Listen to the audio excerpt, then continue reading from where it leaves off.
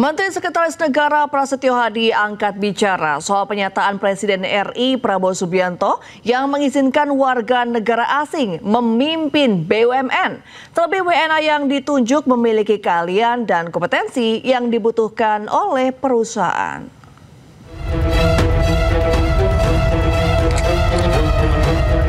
Menteri Sekretaris Negara Prasetyo Hadi menyebut tidak ada masalah apabila perusahaan badan usaha milik negara dipimpin oleh warga negara asing.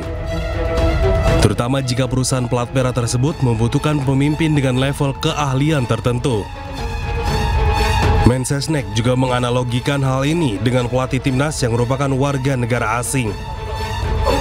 Kalau kemudian kita merasa untuk sementara waktu kita membutuhkan skill dan kompetensi dari seseorang yang kebetulan ya WNA, WNA juga gitu. Sama nih seperti dengan pelatih sepak bola kan mirip-mirip nih kan.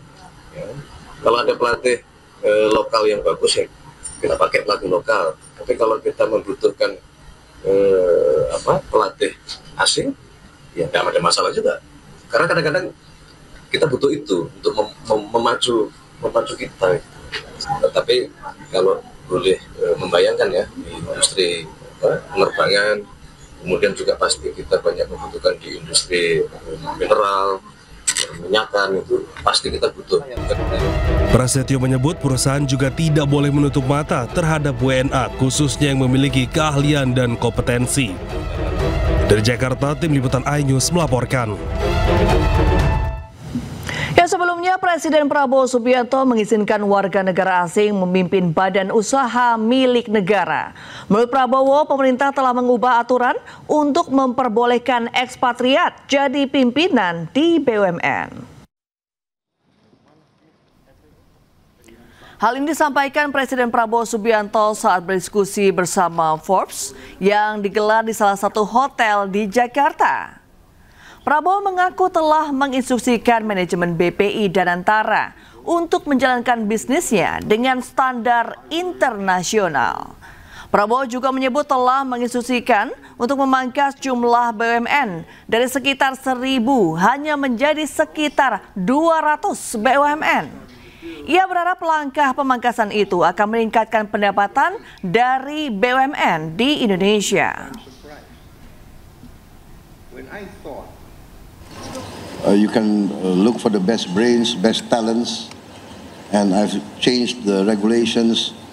Now, expatriates, non-Indonesians can be leading our SOEs. I'm very excited. Pemirsa, Menteri Koordinator Bidang Perekonomian Erlangga Hartarto mengumumkan stimulus ekonomi terbaru 2025. Ya, stimulus berupa bantuan ekonomi bagi masyarakat.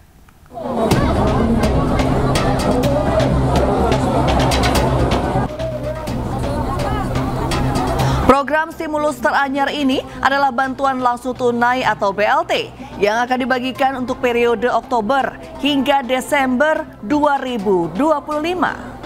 Erlangga menyebut program ini diluncurkan setelah Presiden Prabowo Subianto meminta adanya pemberian tambahan BLT untuk total 35.046.783 keluarga penerima manfaat dengan anggaran sebesar 30 triliun rupiah. Erlangga menyebut BLT terbaru ini akan menjangkau 140 juta orang dengan asumsi satu keluarga penerima manfaat terdiri atas ayah, ibu, dan 2 orang anak. Selain menambah BLT, pemerintah juga menambah kuota magang nasional bagi fresh graduate atau lulusan baru.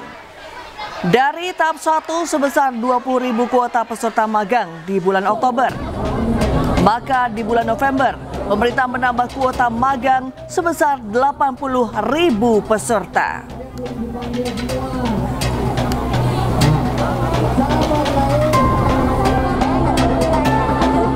Ini Bapak Presiden minta menambahkan bantuan langsung tunai ini yang akan diberikan pada bulan Oktober, November, dan Desember 2025 dan akan diterima oleh 35.046.783 keluarga penerima manfaat dan ini lebih tinggi dari BLT sebelumnya. Nah, selanjutnya juga pemerintah memberikan bantuan dalam program magang lulusan perguruan tinggi. Tujuannya agar memberikan pengalaman kerja bagi para lulusan baru, fresh graduate di dunia, baik itu di dunia usaha, industri, dan BUMN, termasuk lembaga pemerintah dan Bank Indonesia. Program ini untuk mendorong penciptaan lapangan kerja produktif di berbagai sektor. Peserta magang ini gelombang pertama sebanyak 20.000 orang, dan ini sudah dibuka dan mulai bekerja tanggal 20 Oktober ini. Kemudian bulan depan akan dibuka kembali dan ditingkatkan menjadi 80.000 peserta magang, dan seluruh peserta magang diberikan uang saku per bulan yang besarannya sama dengan uang saku daerah, kabupaten, dan kota. Ya, pemerintah meluncurkan bantuan ekonomi yang terdiri dari bantuan langsung tunai dan juga perluasan program magang nasional. Lebih lengkapnya sebagai berikut. Pemerintah menambah bantuan langsung tunai atau BLT dengan anggaran sebesar 30 triliun rupiah. Jumlah keluarga penerima manfaat bertambah 17,2 juta dari sebelumnya sebanyak 18,3 juta keluarga penerima manfaat. Sehingga kini total penerima manfaat BLT sebanyak 35,46 juta keluarga. Selain menambah jumlah penerima BLT, pemerintah juga menambah kuota program magang nasional. Dari tahap 1 yang dimulai pada bulan Oktober ini sebanyak 20.000 peserta, di bulan November mendatang, pemerintah kembali membuka kuota bagi 80.000 fresh graduate atau lulusan baru.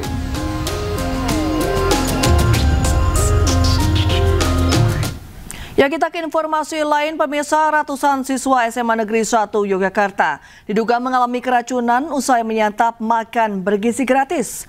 Program MBG untuk sementara waktu terpaksa dihentikan hingga 2 pekan ke depan.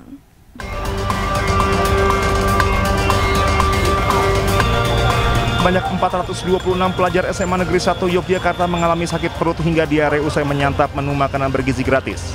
Menurut pihak sekolah, 33 diantaranya tercatat tidak masuk sekolah pada hari Kamis. Namun belum ada laporan adanya siswa yang sampai dirawat di rumah sakit. Itu yang mengalami sakit perut ada 426. Jadi kalau kami persentase itu 43,82% yang tadi malam sakit perut. Tapi pagi ini, tadi kami cek anak-anak tersebut juga tetap ke sekolah. Setelah saya cek lagi yang tidak ke sekolah hari ini ada 33 siswa. Menyusul kejadian tersebut, program MBG untuk sementara waktu terpaksa dihentikan hingga 2 pekan ke depan untuk dilakukan uji lab makanan yang disantap para siswa. Dari Yogyakarta, Gunanto Farhan Anyus melaporkan. Sementara itu terkait tambahan pagu anggaran pada tahun depan, Badan Gizi Nasional optimistis program makan bergizi gratis bisa terrealisasi hingga puluhan juta penerima. BGN fokus mengejar 82,9 juta penerima manfaat MBG. Tahun depan itu kami sudah mendapatkan pagu anggaran 268 triliun dengan cadangan 67 triliun sehingga total 335 triliun. Jadi tahun ini tetap 82,9 juta ya, Prof? Tahun ini penerima tetap 82,9 juta? Kita kejar 82,9 juta, mudah-mudahan tercapai. Tapi kita optimis lah ya, walaupun mungkin mentok-mentoknya 70 juta begitu, tapi itu sudah akan melebihi pagu yang 71 triliun.